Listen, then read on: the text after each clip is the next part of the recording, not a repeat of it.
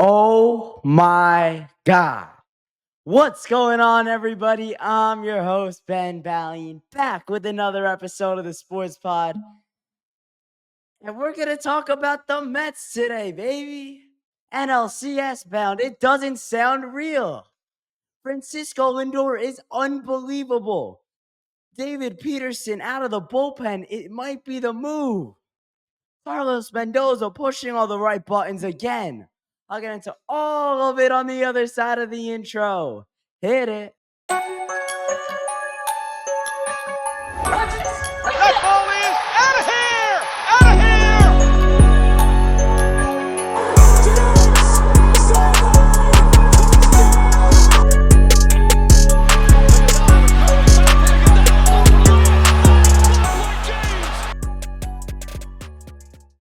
All right, getting into this episode. This is going to be a fun one. Let's go, Mets. NLCS bound, baby. First time since 2015. First clincher ever at Citi Field. That's crazy to say. I mean, there's so much that went into this season. The highs, the lows. Francisco Lindor batting leadoff. It's been everything. This season has encapsulated what the Mets are. This team really represents the Mets. They're starting to have a culture. And this is the first step. Having a team, having the higher ups, the front office, the management, those guys being safe and sound. Look what happened when Tibbs and Leon took over for the Knicks. I think a similar effect is going to happen with Carlos Mendoza and David Stearns. And let me get to Steve Cohen, because when he took over as owner of the New York Mets, he said he wants to win a championship in 3 to 5 years. Well, guess what year this is? It's year number 5, and the Mets are still in it. And the Mets have as good a chance as anyone to win the World Series. I mean, right now, they feel like a team of destiny. It feels like there's no shot they lose. I am more confident in the Mets right now than I was in the Knicks in the spring when they were hooping in the playoffs. And I was super confident. Francisco Lindor, the MVP, the gift that keeps on giving. I mean, the dude doesn't stop. He's an animal. He can hit. He can play the field. He's my MVP. And I think he should be the MVP over Shohei Ohtani, a gambler. He doesn't even play the field. He's just a DH. I mean, I don't want to get too off track with that, but wow. Mark Vientos starting the game 2 for 2. What a ridiculous game, man. It doesn't feel real. If you were to tell me the Mets were going to be NLCS bound in May, I wouldn't believe you. I'd tell you no shot. But here we are in the middle of October, still playing baseball, bridging the gap from the start of October to the start of Knicks hoops. But this is different. At first, I thought that's what it was going to be, an extra week of baseball or an extra week or two. But no, this is an extended playoff run. This is the National League Championship Series now. The Mets are a legit championship contender. It feels fake to say. I mean, this game could have been way different. The Mets could have broke it open in the first inning and then again in the second inning. And then again in the sixth inning when they finally scored on a Francisco Lindor grand slam. Oh my God. Wow. Jose Quintana masterpiece.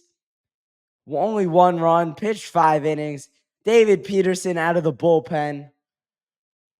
And then it got a little sweaty with Edwin Diaz, but he pulled it out. And that's huge. Because it's a building block for him. He wasn't good in game 2 in Philly. He blew the game. And it's starting to he's starting to regain his confidence with every good outing he has. That's how relievers work. If they have a bad start, they go out for their next appearance and they build it back up, and then they're good after a couple games of good starts. And Diaz is a guy like that. His emotions are flamboyant. He wears his emotions on his sleeve. And That was huge for him to get out of that without Mendoza having to go to Ryan Stanek, who I think would have gotten the outs anyway. Oh my God, man. This is unbelievable. It doesn't feel real. I mean, Brandon Nimmo said it in his post-game interview in the locker room celebrating. He said, people see the Mets celebrating right now, but they don't know all the years that went into this. All the years of winning 60 games. All the years where they didn't make the playoffs and they were out of it in June and July. This is real. The last time the Mets went to the NLCS, I was 5 years old. I don't even know what to say right now. This is awesome. And listen, whether it's the Padres or the Dodgers in the NLCS, I think the Mets are beating them. I think they play for each other.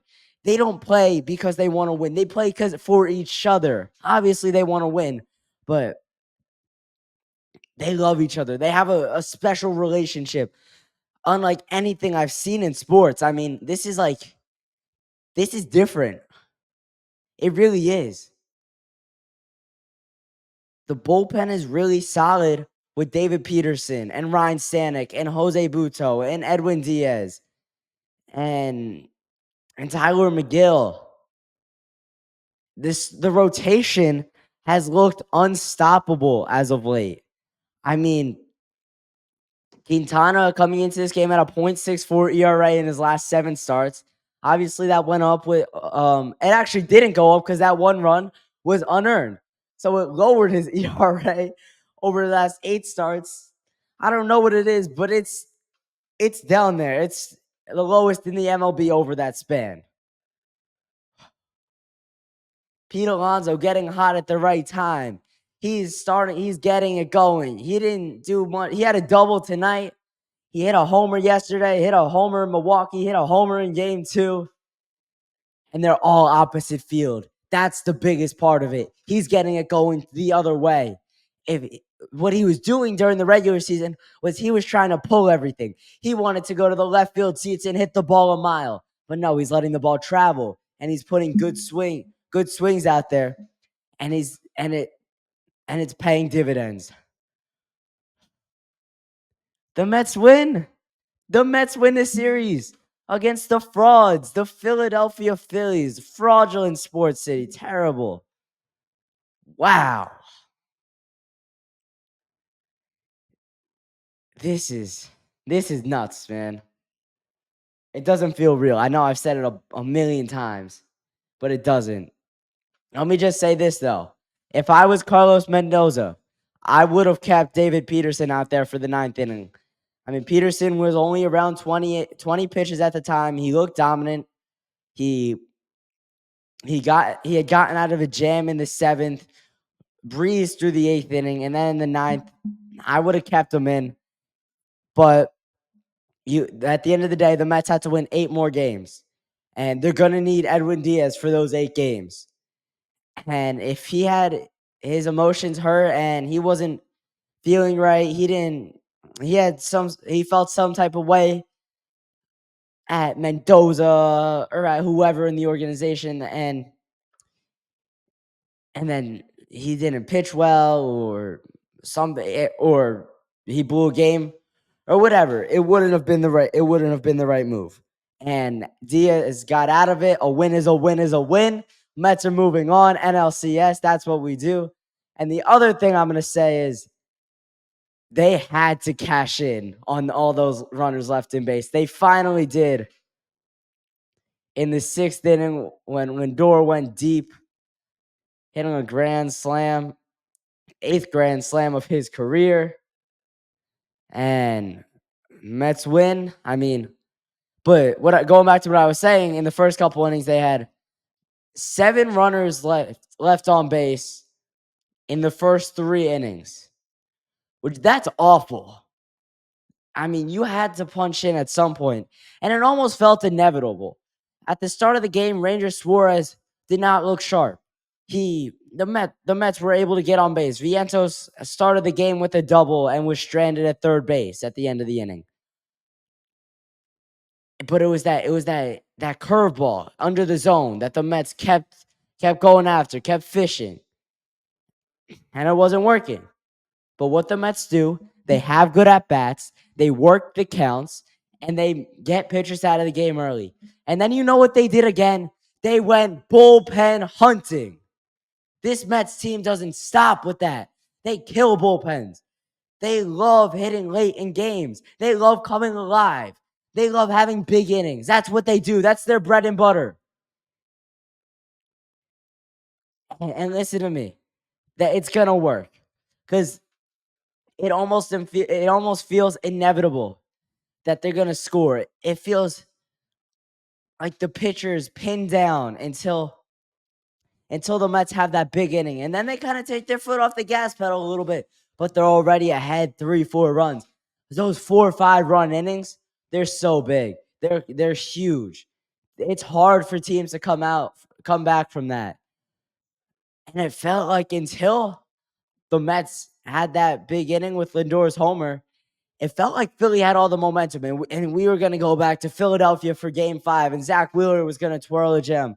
But the Mets came alive. The energy in Citi Field was electric. Wow.